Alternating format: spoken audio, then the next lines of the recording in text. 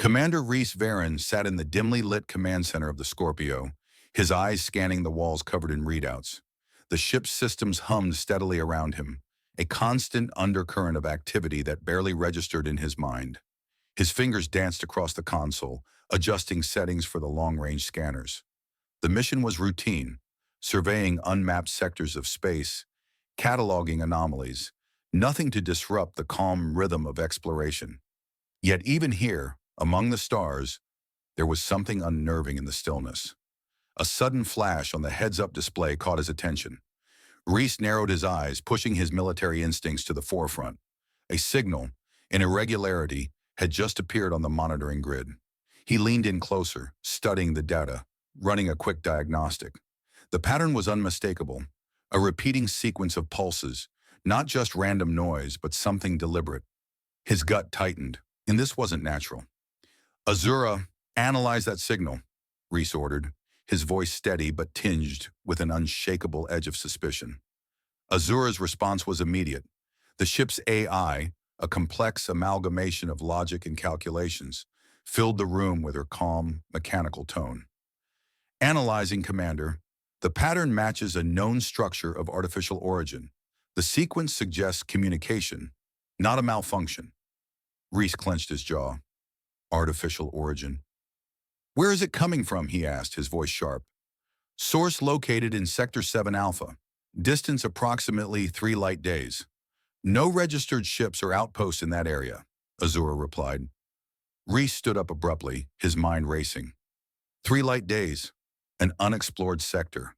A signal from the depths of space, possibly originating from a source far older than anything they had encountered. His hand hovered over the comm button. Then he hesitated. This could be nothing, or it could be everything. The possibilities both terrified and excited him. Captain Wright, Reese finally said, his voice carrying the weight of the decision. I need you in the monitoring station now. We've detected something. Captain Alan Wright entered the room a few minutes later, his tall frame filling the doorway. His graying hair and weathered face reflected a lifetime spent in the void of space, and his gaze was as steely as ever. He crossed the room, his boots echoing in the silence, and leaned over Reese's shoulder, scanning the data on the screen.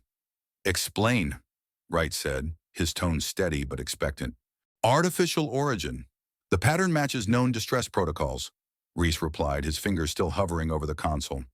This could be the first contact, sir. The signal is over 27 years old, but it's still active, still transmitting. Wright studied the data, his sharp mind processing the implications. What's the source? Sector 7 Alpha, Reese repeated, pointing to the map on the display. No registered ships, no outposts, just empty space. And this signal. It could be a distress call, Captain. Wright stood motionless for a moment, absorbing the situation. The gravity of the moment was palpable, and Reese could see the captain's mind working through the layers of risk and potential. Finally, Wright spoke. Mr. Martinez, your thoughts? Wright's voice was calm, but Reese could see the flicker of concern in his eyes. Frank Martinez, the chief engineer, leaned in from behind, his arms crossed as he assessed the data.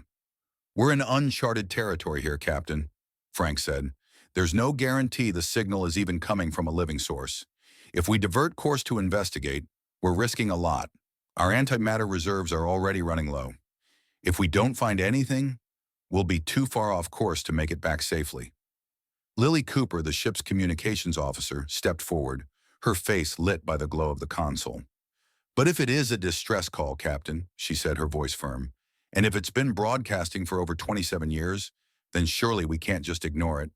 If this were us out there, wouldn't we want someone to respond? Wright's eyes shifted from Lily to Frank and then back to Reese, weighing the risks and rewards. He stood silently for a moment, his fingers tapping the edge of the console as he mulled it over. Azura, what's the probability that this signal is legitimate? Wright asked, his voice steady, not yet fully revealing his intent. 89% probability of authenticity, Azura responded coolly. Based on the signal's degradation, it has been broadcasting for 27 years without interruption. A heavy silence descended on the room. The crew's collective awareness of the weight of the decision hung in the air. If we make this detour, Wright said finally, We're gambling with our resources, but if this is what it seems, it could change everything for humanity. Reese felt his pulse quicken as he realized where the captain was leading. Captain, if there's even a chance that this could be a first contact scenario, plot a course to the source, Wright interrupted, his voice firm and resolute. Maximum safe speed. I'll take full responsibility for the decision. We'll investigate, but prepare for anything. Penny, inform command of our course change. We'll be off the grid for at least 3 weeks before we hear back from them. Understood, Azura replied, her voice as calm as ever. The crew moved quickly, everyone falling into their designated roles. Reese felt a strange sense of relief mixed with anticipation. This was it, humanity's first chance at encountering intelligent life beyond Earth. It could be the most important moment in history, or it could be a tragic mistake, but they would soon find out. The Scorpio slowly turned, its powerful engines pushing it through the darkness of deep space. Reese, standing at the bridge, watched as the stars shifted on the view screen, stretching into long, distant lines. The crew worked with precision, their movements synchronized as they prepared for the unknown. 3 days passed, and then the scanner chirped with an update. Object detected on long-range scanners, Captain, Azura reported. The screen flickered as the unknown object slowly resolved into a shape. A ship, an alien vessel. Wright stood tall, his voice cutting through the tension. Full stop at 10,000 kilometers. Passive scans only until we know more. Let's see what we're dealing with. Reese's breath caught as the shape of the alien ship filled the screen. Its design was unlike any human vessel, a sleek, spherical core surrounded by 3 long arms spiraling outward, a structure both beautiful and haunting. But the ship was damaged. Sections were torn, exposed to the cold vacuum of space. The distress signal was coming from inside, still active. What happened here? Reese whispered, more to himself than anyone else. It was a question that carried far more than just curiosity. It was a question that could change everything. Distance to the target, Azura. Reese Varen's voice cut through the quiet tension that had settled over the bridge. His eyes were fixed on the view ahead, but his mind was already racing through the possibilities, mentally preparing for whatever lay beyond. Approaching the source, Commander, 500 kilometers and closing, the AI's calm voice responded. Minimal power readings detected. The ship is drifting, no signs of propulsion or life. Reese nodded, his jaw tight. He had expected this. An unknown ship, adrift in the void, emitting a distress signal. Yet the stillness of space around them seemed to amplify the unknown dangers that awaited. He could feel the weight of the decision pressing down on him. Would they find survivors? Or was this an elaborate trap? Passive scans only, Reese ordered, his tone as sharp as the steel beneath his boots. We don't know what we're dealing with yet. Prepare for entry in 15 minutes. I want every department on standby. His fingers drummed lightly on the edge of his console. This wasn't just another anomaly. This was first contact, and it could change everything. Chief Engineer Joran Valos was already on the comms, his voice coming through crisp and measured. Commander, the power readings are erratic at best. The ship's core is barely functioning, but we can still pick up some weak emissions. The distress signal is still broadcasting from within the vessel, though it's growing weaker by the minute. Reese glanced at the flashing heads-up displays, showing a near-empty system around the vessel. No immediate threats, no noticeable signs of weapon systems, just a derelict ship adrift in the dark. Understood. We need to figure out how to stabilize the signal first, then decide how we're getting aboard, Reese said, his eyes flicking over to Valos. We can't afford to waste time. The engineering team had already started discussing their options for connecting to the vessel, but the decision to board still loomed large in the air. Every crew member on the bridge had their own take on the risks, but no one spoke it as clearly as Sergeant Kira Calloway, the head of security.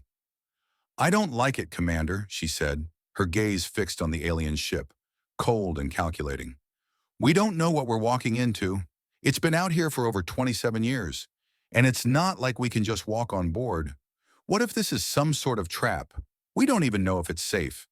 Kira, we're not leaving it to rot in the depths of space, Reese replied, his voice steady but firm. This could be our only chance to make contact with a new civilization, and I'll take full responsibility if it goes sideways. We've made our choice. The first step is to find out who or what sent that signal. As they drew closer to the unknown vessel, the ship's shape began to materialize against the endless backdrop of stars. The contours of the alien ship were unlike anything Reese had ever seen. Elegant, yet undeniably foreign, with its central spherical core and three long, tapered arms extending outward in a spiral pattern. It was haunting, almost beautiful, but it radiated an aura of decay. The damage was severe. Sections of the hull were torn open, exposing the ship's skeletal structure to the unforgiving emptiness of space. Azura, initiate passive scans. I need everything we can get on the structure and potential life signs, Reese ordered. Initiating now, Azura replied, and within moments, detailed readings appeared on the screen. Hull integrity is compromised. The outer layers show signs of massive energy discharge, possibly from a solar flare or some sort of weaponry. Life signs, none detected. Power signatures are minimal but consistent with emergency systems. Prepare a boarding team, Reese said, his mind already calculating the risks. Get us closer. We'll be boarding in 30 minutes. The crew moved swiftly, falling into their roles. Joran Valos and his engineering team worked to assess what systems they could access. Kira coordinated with the security detail, ensuring that the boarding party was ready for anything. Reese stepped toward the viewport, staring at the alien ship. The unknown vessel was far too quiet. No signs of life. No way to know if the ship was just a tomb or if someone or something was waiting inside. But they had made the call. Now they had to act. A few minutes later, Reese stood in the shuttle bay, watching as his crew prepped for the mission. The team was tense but focused. Everyone knew the stakes. The shuttle would carry them to the alien ship, but no one knew if they would come back. Commander, we're ready for launch, Kira said, standing by the airlock. Her rifle was slung across her back, and her expression was unreadable. She had the calm demeanor of someone who'd seen far too many operations go sideways. But there was something different this time, something hanging in the air that couldn't be ignored. We're going in, no matter what, Reese replied, meeting her gaze. Once we board, there's no turning back. The shuttle bay doors opened with a soft hiss, revealing the blackness of space outside.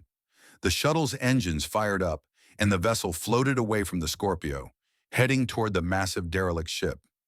The closer they got, the more the ship seemed to loom over them, its dark, decaying form growing larger with each passing moment. Reese could feel the weight of history pressing down on him. They were about to do something no human had ever done before. The unknown lay ahead. Shuttle status? Reese asked, his voice steady as he checked the ship's systems one last time. Engines functioning within normal parameters, the pilot replied, his voice calm, but with a noticeable edge. We're approaching docking coordinates, preparing for entry. The shuttle hovered near the alien vessel, its docking bay opening with a mechanical groan as it connected with the alien airlock. The atmosphere readings came through, just enough for them to breathe, but still risky. Reese's heart raced as he motioned for the team to disembark.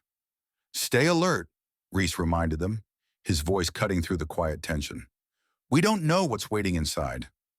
One by one, the team members suited up, ensuring their seals were tight before stepping into the darkened shuttle bay. The airlock door slid open with a hiss, revealing the ghostly darkness of the alien ship's interior. The corridors were unlike anything they had ever seen before, curved, almost organic in their design, with walls that seemed to pulse faintly with a bioluminescent glow. The ship's systems were clearly failing, but there was still something strangely alive about it. Reese and his team moved cautiously through the ship, their footsteps silent on the alien floors. Every step brought them closer to the unknown, and yet every part of Reese wanted to turn back. But there was no turning back now. They had made the call. Keep your eyes open, Reese whispered to his team. This isn't just about science anymore. We need to find out what happened here and why they called for help. Reese moved cautiously through the silent corridors of the alien vessel, his eyes scanning every curve and corner. The walls weren't straight. They were fluid, almost organic in shape, with bioluminescent patterns that shimmered faintly in the darkness. Each step he took was echoed by the soft hiss of the team's boots against the unusual surface. but there was something unsettling about the absence of any sound beyond that. "Keep your heads on a swivel," Reese said, his voice low. He wasn't one to overstate danger, but something about this place didn't sit right. Every inch of the ship seemed to pulse with life, but there were no signs of its creators. It was as if the ship itself was waiting, watching. Joran Valos, the chief engineer, moved ahead, his scanner picking up erratic power surges from deeper within the ship. "There's something ahead. Power levels are fluctuating, but there's a source further down. Could be where the distress signal's coming from." The crew followed Joran's lead, pushing through a narrow corridor that led to what appeared to be the ship's central hub. It was a massive open chamber, unlike anything Reese had seen in human space vessels. Curved walls formed the boundary, and central platforms held strange crystalline structures that pulsed with light, casting odd reflections across the room. But what caught Reese's attention was a large cylindrical pod in the center. The pod was surrounded by a soft glow, dim but steady, as if it had been holding on for centuries. Reese's breath caught as they drew closer. Something, or someone, was inside. "Azura, status report," Reese ordered. His eyes were fixed on the pod. "There's a life form inside, Commander. The pod's power is dangerously low. I'm detecting irregular heat patterns and cellular instability." Azura's voice came through the comms. "Life signs are weak but present." Joran approached the pod, his face etched with skepticism. "This is unlike any stasis technology I've ever seen. I'm not sure if it's stable enough to revive whoever's inside." "Can we stabilize it?" Reese asked, looking over at the engineer. Joran took a moment to analyze the readings. "We might be able to maintain the pod's integrity long enough to extract them. But beyond that, I don't know. It's not human tech." Reese glanced at the rest of the team. Everyone was tense, the weight of the moment hanging over them. A life, alien, unknown, was on the line. The pod's occupant might be their only chance to learn more about this species, this civilization. But the risks were immense. "We can't leave them," Reese said, determination creeping into his voice. "Azura, prepare a diagnostic on the pod. We're going to try and revive it." "Understood, Commander," Azura replied, her voice crisp and efficient. Reese turned to the rest of the crew. "Ready your equipment. We're bringing them back with us." The team got to work, Joran quickly setting up a connection to the pod's internal systems, while the rest of the team kept watch. As the engineers tinkered with the controls, the pod hummed faintly, the glow around it shifting, almost as if it was alive. Minutes passed before Joran spoke. "I've initiated the emergency revival process, Commander. But this is risky. The pod is malfunctioning. We're not sure what's going to happen when we open it." "We don't have a choice," Reese said, his voice firm. "Do it." The team gathered around as the pod slowly began to open, its surface retracting with a soft, fluid motion. Inside, an alien figure was suspended, its body humanoid, but distinctly different from anything Reese had imagined. Its skin shimmered with iridescent hues, shifting in a mesmerizing pattern as it reacted to the faint light.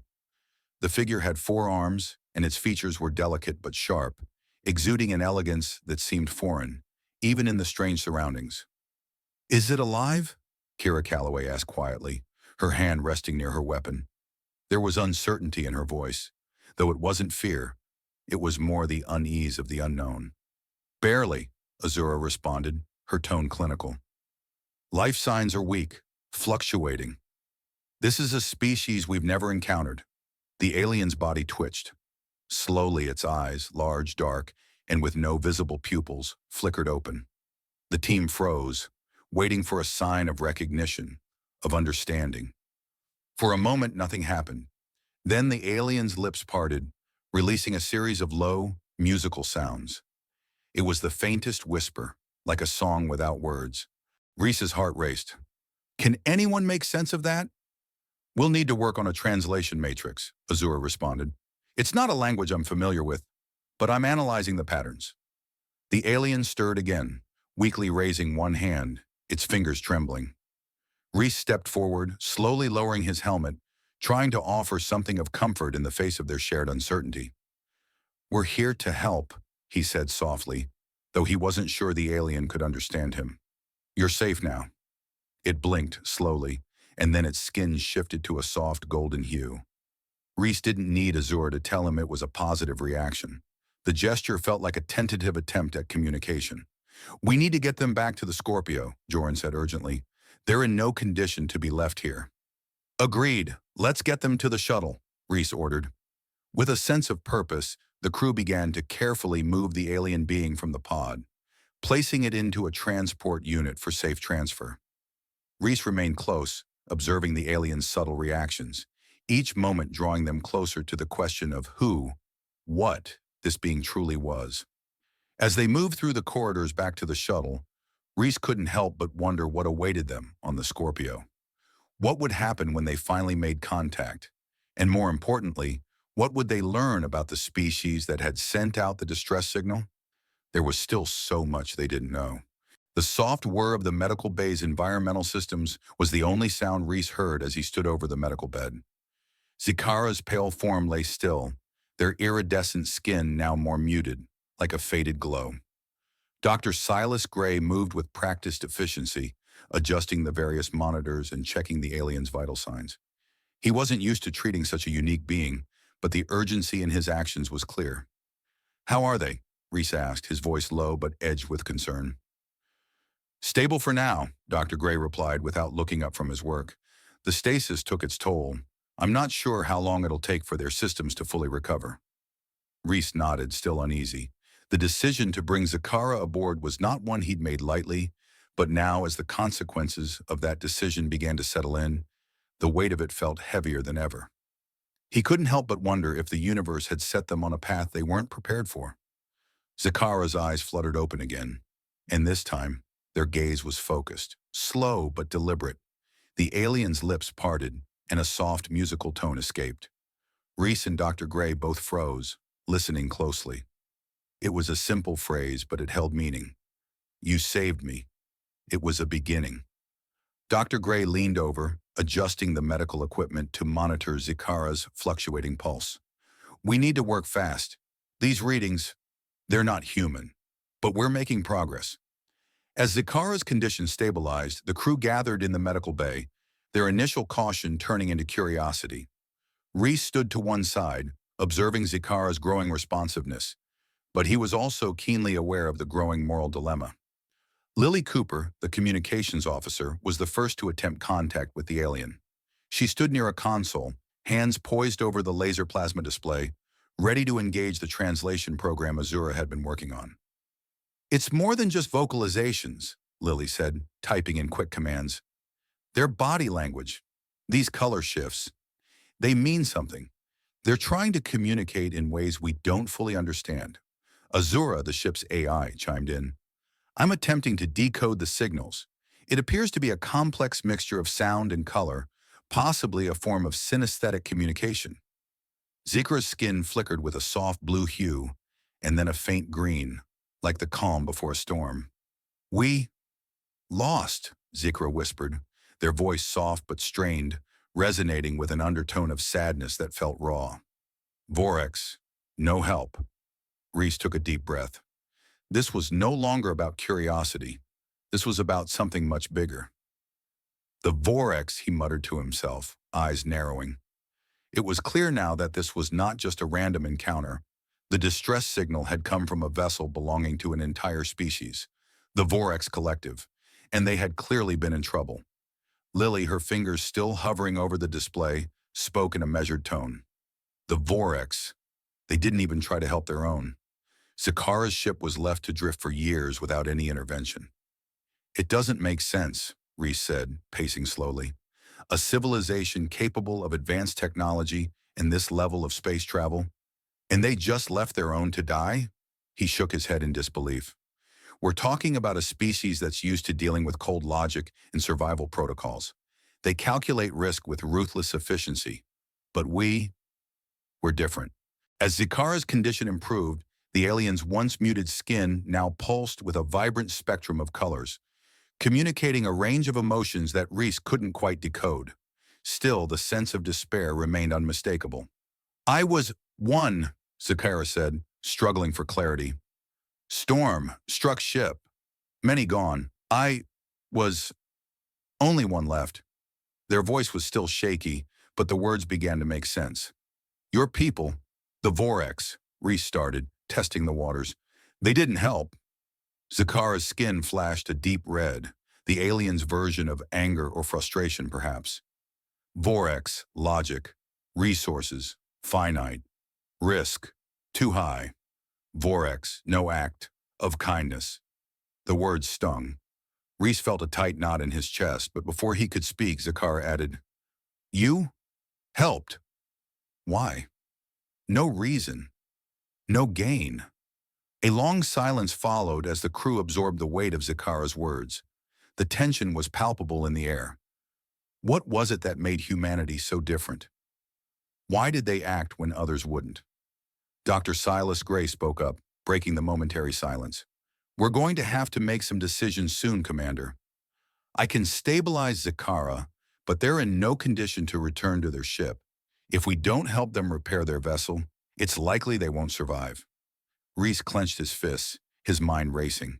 His first instinct was to help, to prove humanity's worth to the galaxy. But there was more at stake now. Every moment they spent here, every choice they made, was a risk.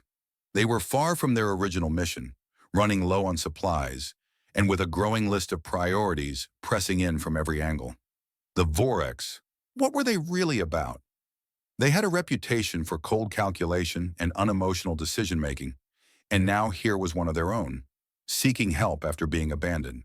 But was that enough reason to deviate from their mission?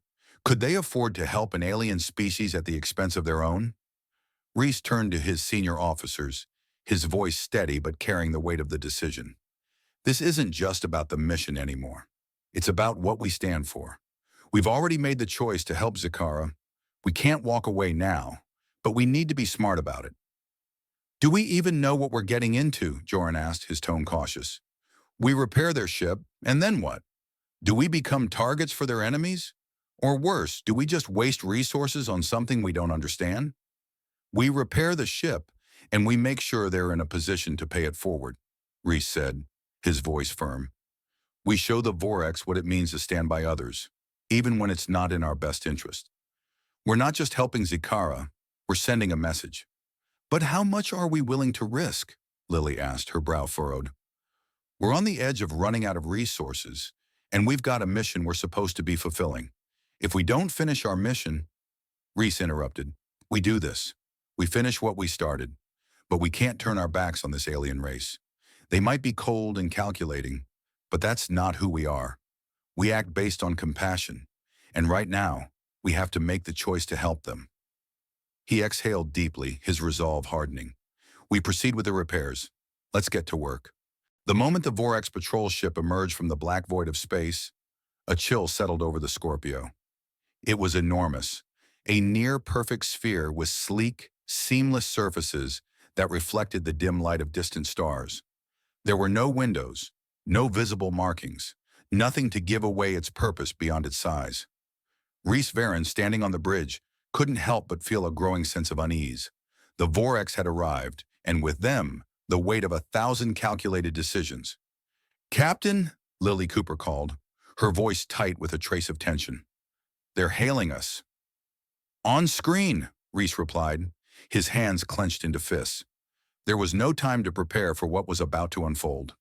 The laser plasma display flickered to life, revealing the face of Administrator Traylor. His features were sharp and angular, his skin a pale, almost metallic gray, and his eyes, deep-set and calculating, seemed to pierce through the screen. He exuded a cold, distant authority. Everything about him screamed order and efficiency. The Vorex were a species built on survival, governed by pragmatism and relentless logic. This man was the embodiment of that. Human vessel Scorpio, Traylor's voice echoed through the comms. It was smooth, almost hypnotic in its cadence, but there was no mistaking the command that lay beneath. We have detected your unauthorized interference in the recovery of one of our own. You will relinquish the survivor, Zakara, immediately. The room fell silent. Reese stood still, his gaze unwavering. The Vorex were not known for compassion, and it was clear from Traylor's tone that they didn't understand the humans' involvement. You don't understand, Reese said. his voice steady despite the growing tension. "We didn't interfere, we helped. Zakara was abandoned. No one else responded to the distress call." Traylor's gaze sharpened, his posture unyielding. "Your species is new to intergalactic matters. Your actions are illogical. The Vorex do not operate on such sentimentality. Zakara was a casualty of circumstance, and your actions have disrupted the established order." Reese fought the urge to snap back, feeling the weight of his decision bearing down on him. The Vorex were cold, relentless, and Reese knew better than to believe their interest in Zakara's fate was based on anything other than protocol. "You're asking us to stand by while one of your own dies?" Lily asked, her voice rising slightly in disbelief. "After 32 years of ignoring them, you think it's acceptable to just take Zakara back without any care for what's been done? To just abandon them again?" Treller's eyes flickered with something barely discernible. Frustration, maybe, or disdain. "Human empathy is an anomaly. Your willingness to intervene in matters outside your purview has consequences. You risk more than you understand." There was a tension in the air now, palpable and growing. Reese could feel it constricting around them. The Scorpio's crew was on edge, and the Vorex's words hit hard. They weren't just questioning their decisions. They were attacking the very essence of their actions. The moral foundation that had driven them to this point was now under direct fire. "I will not turn my back on a life," Reese said, his voice unwavering. "Zakara's survival is not a matter of galactic politics. It's a matter of compassion, something the Vorex are clearly unfamiliar with." The words hung in the air, thick with the weight of moral resolve.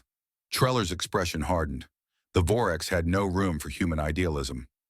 "You underestimate us," Traylor said coolly. "The Vorex do not allow their systems to be swayed by emotional impulses. This is not about saving one life at the expense of others. Your intervention in this matter has already set a dangerous precedent. The Vorex will not allow such interference to go unchallenged." Reese stood firm.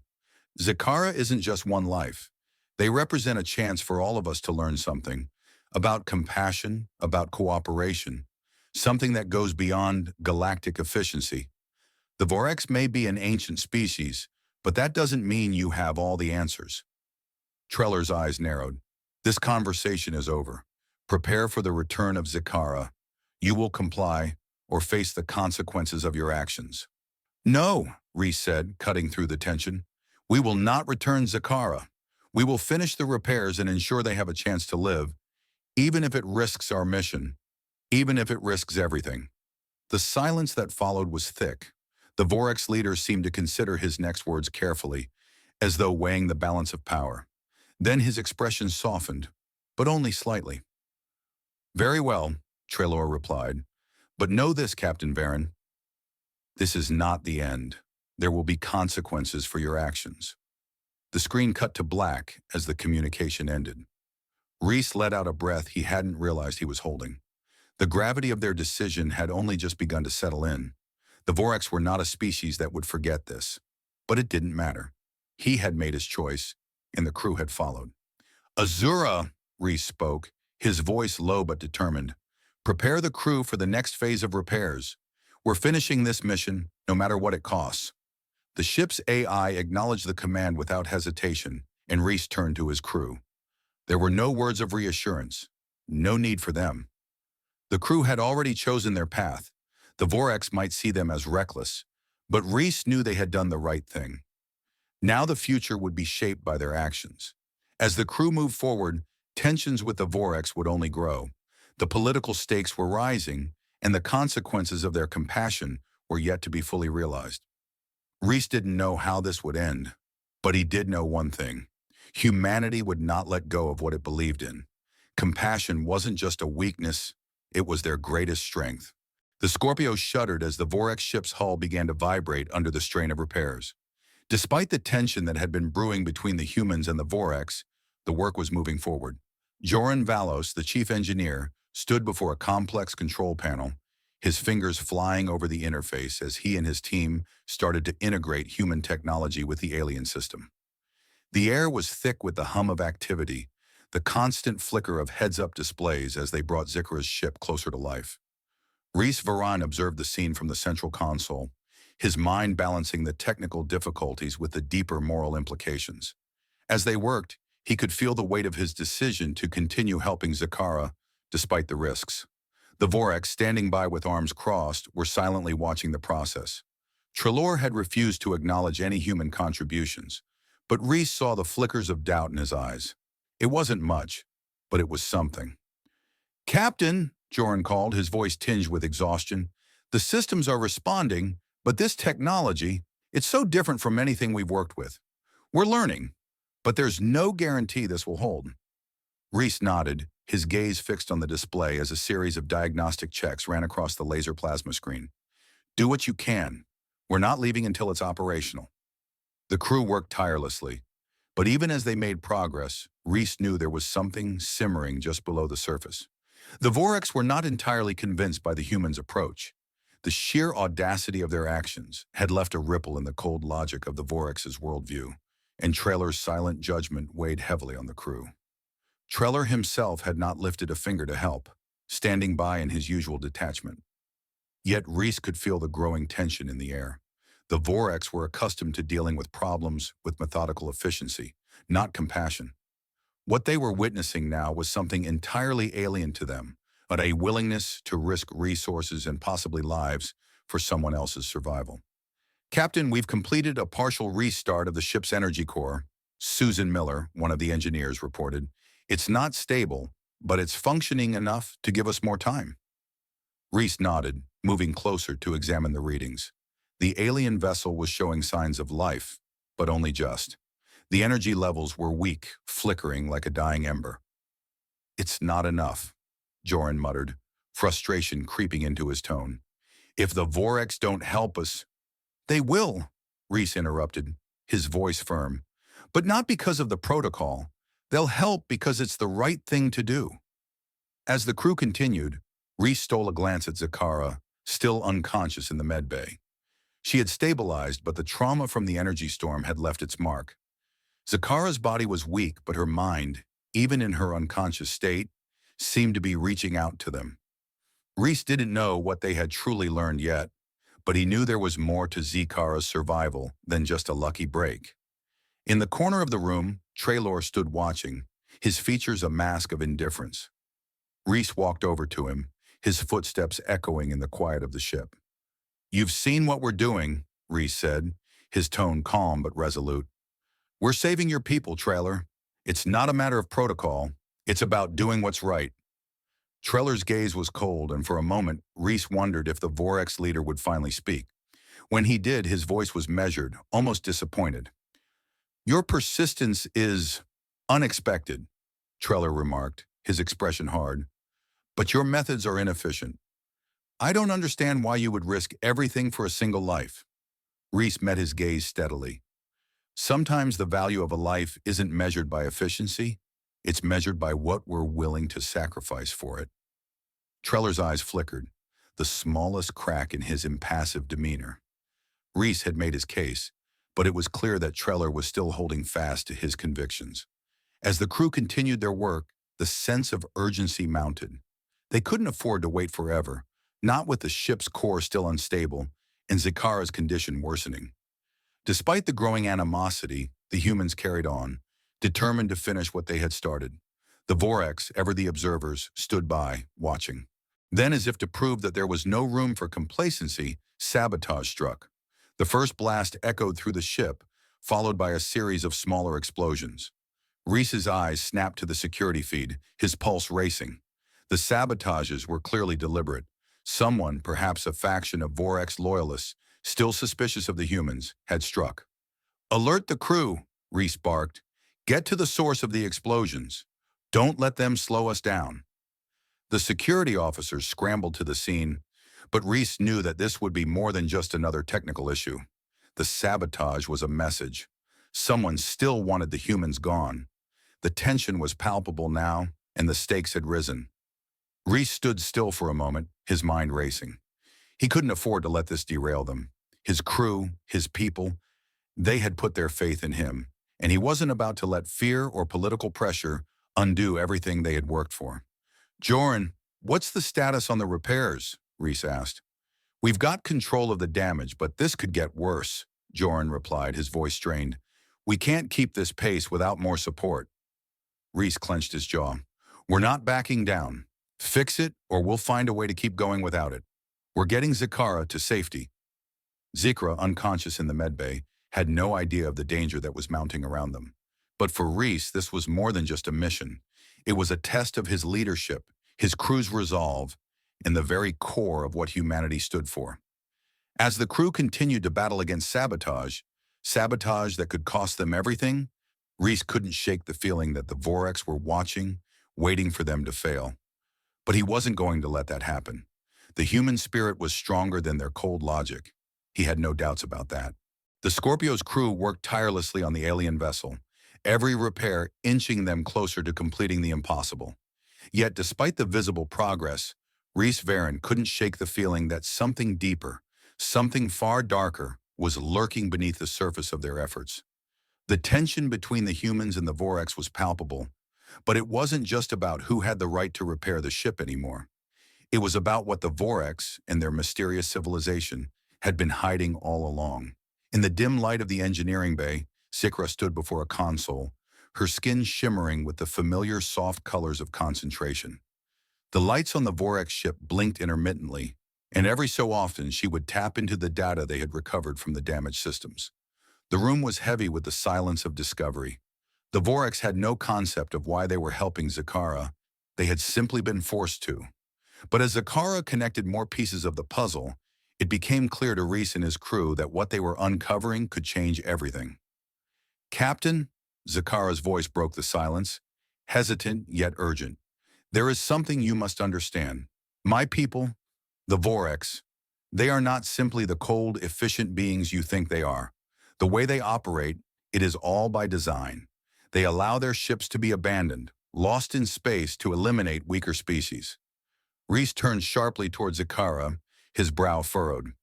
What do you mean, eliminate weaker species? Zakara's forearms trembled as she approached a console, linking it to a nearby terminal. It's a strategy, a system of control. The Vorex Collective's ship system is designed to isolate certain species by allowing them to suffer, to be abandoned in space, to die, only to be rescued by someone like you. It is a test, but also a way of eliminating those who can't survive. They've done this many times. Joran, the chief engineer, stepped forward, his voice strained. Are you telling me they've purposefully abandoned ships like yours?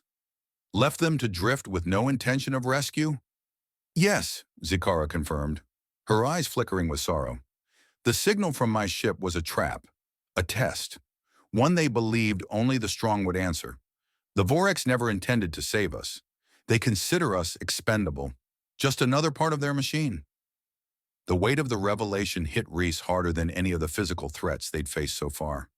He turned toward his crew, his voice a mix of disbelief and anger. This isn't just about one ship or one survivor. We're talking about a galactic empire that's willing to sacrifice lives for what they see as survival of the fittest. How many other ships have they done this to? Zikra didn't answer immediately. She studied the terminal in front of her, a mix of regret and fear playing across her alien features. Many, she said softly. Many ships have been lost this way. My species was a part of their greater design, but it was never meant to last. Their plans were flawed. The crew exchanged uneasy glances. This was more than a mission for survival. This was a galactic conspiracy, and the discovery would have consequences that could shape their place in the universe. As Reese stood there, weighing the enormity of what they had learned, he felt the pressure building, not just from the physical work of repairing Zakara's ship, but from the looming moral dilemma that hung over them. We can't just let this go, Reese muttered. We need to expose this. The galaxy needs to know what the Vorex are doing. Expose them? Joran asked. That's a dangerous move, Captain. If we go public with this, it's not about what's safe, Reese cut him off, his voice firm. It's about doing what's right. The room fell silent, the weight of Reese's words sinking in. Zikra's eyes darted to the humans, her skin shifting in what looked like uncertainty. You do not understand the consequences, she warned. If the Vorex learn of your plans, they will not allow you to survive. We are nothing to them, but if you push this, you will be enemies of the collective. They will strike first. They will never let you speak against them. Reese knew she was right, but the decision didn't feel any less real. He turned back to face the group, his expression unreadable. We cannot let them continue this. We need to make a choice now. We can either hide this truth and live with the knowledge that we've turned a blind eye, or we can face the Vorax in the galaxy and expose them. It's our choice. Joran's voice was low. And what about the Vorax, Captain? What do we do when they come for us? They're not just some rogue faction. They are a power in this galaxy. Then we do what we have always done, Reese said, determination creeping into his tone. We fight for what's right. As the crew prepared for the final steps of Zikara's ship's repairs, the mood shifted. There was no going back now. Reese and his crew had made their decision, but the cost of that decision was something they had yet to understand. The Vorax were not just an empire. They were a force in the galaxy, and now they were watching the humans, scrutinizing their every move. Captain, Trelawney's cold voice cut through the tension as he and his Vorax delegation approached the bridge. I trust you have finished your repairs. We will be taking the survivor back to our ship now. Your involvement has been noted, but the matter is now beyond your control. Reese turned to face him, his resolve hardening. You've made your point, Traylor, but this isn't just about you. It's about what your empire has done to others. The Vorax Collective has abandoned countless ships, leaving people to die for the sake of survival. You've turned the weak into tools to further your own empire, and it's time the galaxy knew the truth. Treller's gaze hardened, his skin shifting in dark colors. You do not understand the consequences of what you speak, he growled, stepping closer, his voice full of venom. You will regret this. But Reese didn't flinch. Perhaps, he said, but the galaxy will be better for it. Not your cold efficiency, not your rules. It's compassion that holds us together. A tense silence stretched between them before Traylor spoke again, his voice sharp as a blade. We will see, Captain. We will see how long your compassion lasts when it brings destruction to your doorstep. Reese watched as Traylor and his delegation turned to leave. The threat was real, and the stakes had never been higher. But as the crew returned to their tasks, Reese knew one thing for certain. No matter what came next, they had chosen the path that was worth walking. The Vorax might be a threat, but humanity's compassion was their strength, and that was something the Vorax could never take away. The air crackled with tension as the Scorpio's crew geared up for what could be the most pivotal moment of their mission. The Vorax fleet loomed in the distance, their massive warships cutting through the vastness of space, intent on destroying everything the humans had worked for. Reese Varen stood at the command center, his knuckles white as he gripped the edge of the console, eyes locked on the heads-up display. The battle was coming, and the weight of their decision was heavy in the air. The stakes had never been higher. Sikra's fate, the survival of humanity's compassion, and the truth of the Vorax's sinister tactics hung in the balance. Captain, Joran's voice was low but firm. They're within range. The Vorax are advancing, and they're not going to wait much longer. Reese clenched his jaw. We won't give them the chance to suppress the truth. This is our moment. We fight for Zikara, for humanity, for the galaxy to see that compassion is stronger than any weapon. The massive Vorax ships were closing in, their advanced weaponry glowing ominously as they powered up. It was clear. Their intention wasn't to negotiate, it was to obliterate any trace of what the humans had uncovered. They had been waiting for this confrontation, and now it was inevitable. Azura, the ship's AI, calculated the trajectory. Enemy ships are now within firing range, calculating optimal defensive maneuvers, preparing countermeasures. Captain, the odds are not in our favor. But Reese wasn't fazed. Then we'll make our own luck. Prepare the crew. It's time to show them what humans are made of. The crew was ready. They had all made the decision to stand by each other and the cause. The repairs to Zikara's ship had almost been completed, but their mission had taken a drastic turn. Now they had to protect her, expose the truth, and survive the battle against a far superior force. Deploy the fighters, Reese commanded, his voice cutting through the chaos. We'll need to buy ourselves some time before the Vorax fleet arrives. They'll be expecting a fight, but they're not prepared for our strategy. As the crew mobilized, the Scorpio was a flurry of motion. Engineering teams rushed to secure vital systems, weapons were powered up, and tactical personnel took their positions. Reese knew that this battle wasn't just about military might, it was about standing up for something greater than survival.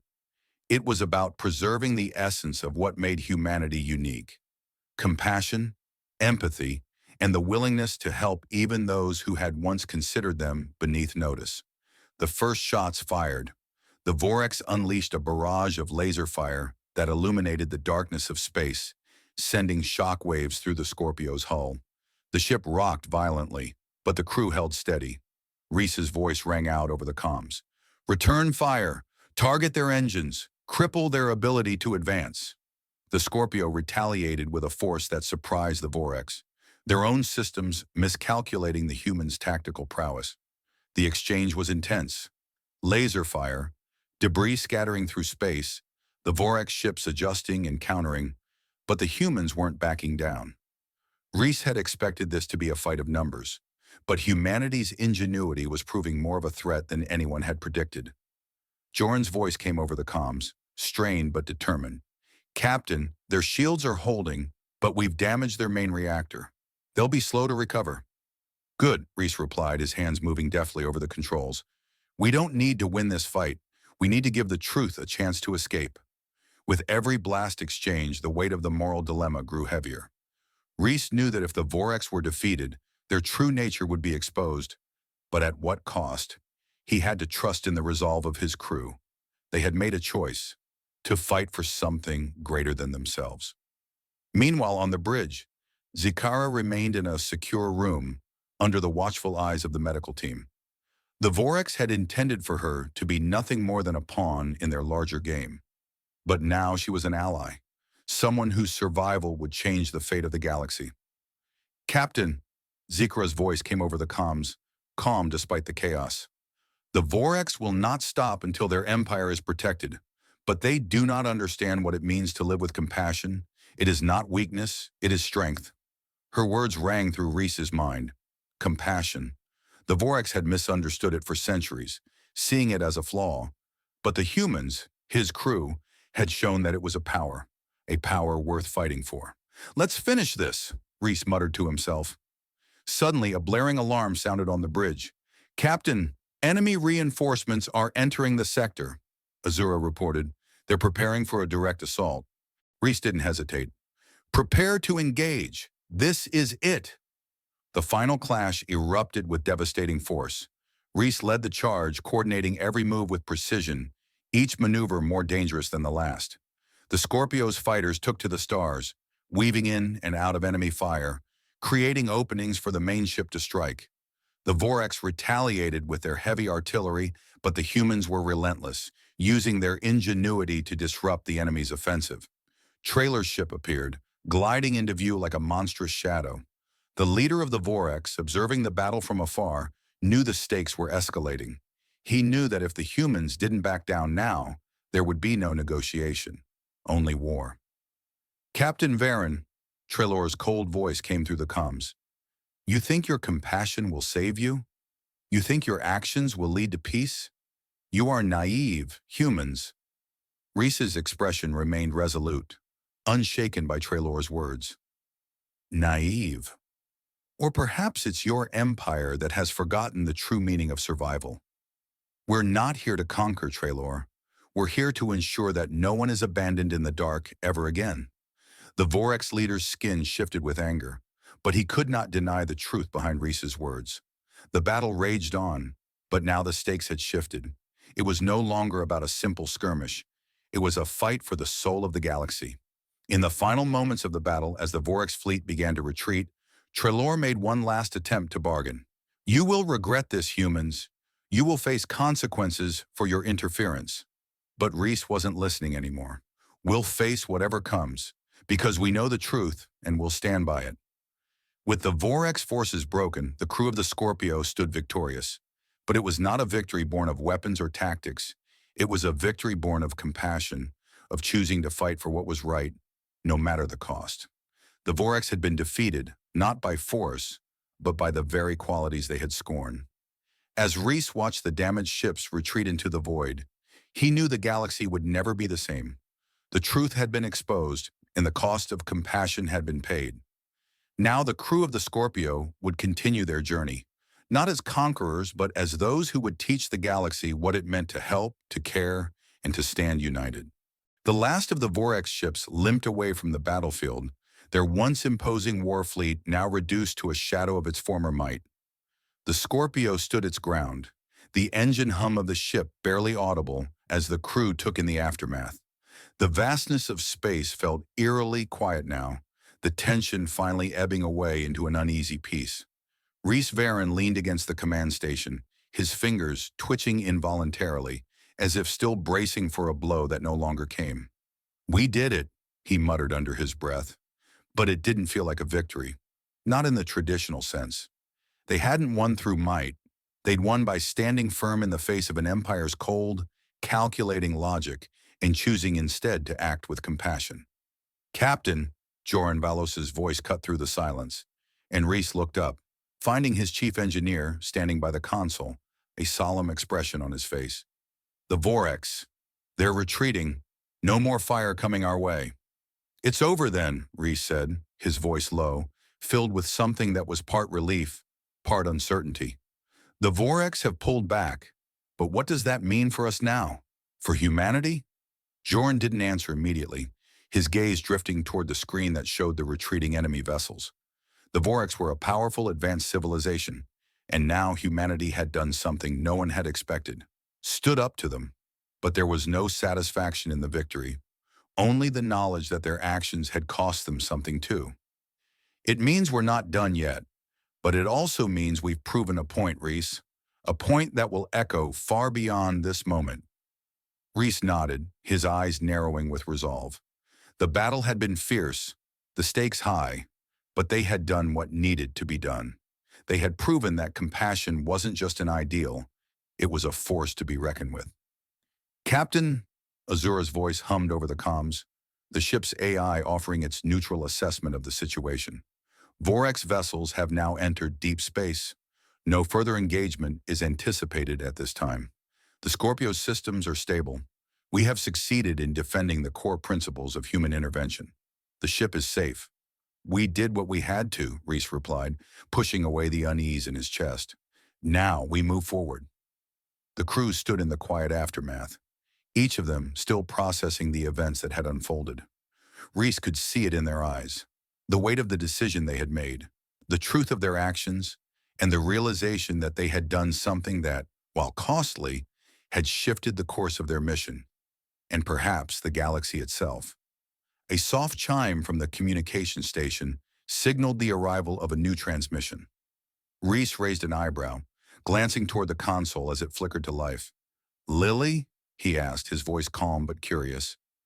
Lily Cooper, the ship's communications specialist, was already at the console, her fingers dancing over the interface. She looked up with a look of surprise. "Captain, we've received multiple distress signals, routed specifically to us." "More?" Rhys stepped forward, his interest piqued. "Where are they coming from?" "Multiple sectors," Lily replied, her voice laced with disbelief. "And they're all using different frequencies, but they're all tagged for the Scorpio specifically. It looks like word has spread." Rhys frowned, a mix of wariness and determination crossing his face. "Of course it has," Azura chimed in again. "The signals are from various regions, some known, others newly charted. They all indicate distress, but they're being routed directly to our ship. It appears that humanity's actions have drawn attention, Captain." A heavy silence filled the room as the full weight of the situation hit Rhys. The Scorpio had become a symbol, no longer just a vessel of exploration, but one of compassion, of action. The galaxy had witnessed humanity's willingness to stand up for what was right, regardless of the cost. "They've learned what we stand for," Rhys murmured, "and they want us to continue doing it." The crew remained silent for a long moment, each person lost in their own thoughts about the responsibility they now carried.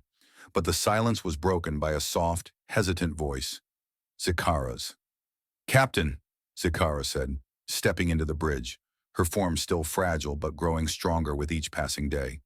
The alien's colors shimmered faintly, indicating the gratitude and respect that had blossomed between them.